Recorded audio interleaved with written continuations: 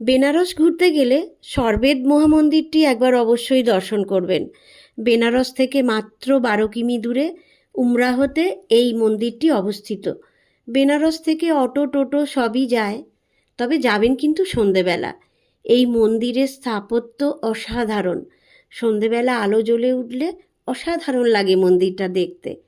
এটা একটা যোগ এবং ধ্যান কেন্দ্র। 2023 সালের 18ই ডিসেম্বর প্রধানমন্ত্রী নরেন্দ্র মোদী এটির উদ্বোধন করেন। 7 তলা বিশিষ্ট এই মন্দিরে একসাথে 20,000 মানুষ বসে ধ্যান করতে পারেন। দেখতে থাকুন মন্দিরটি।